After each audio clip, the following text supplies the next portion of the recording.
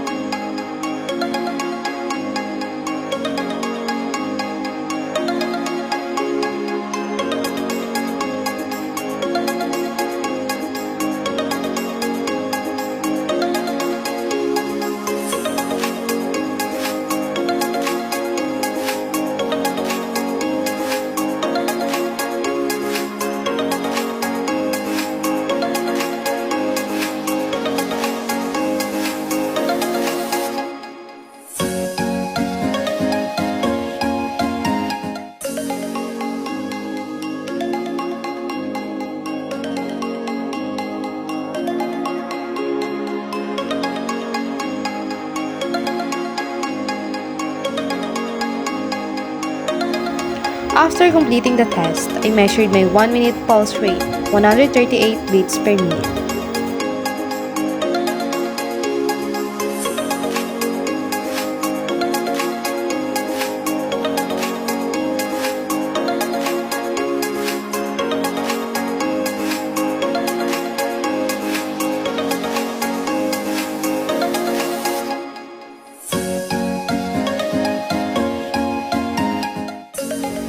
These results reflects my endurance. A lower pulse after the test means better recovery.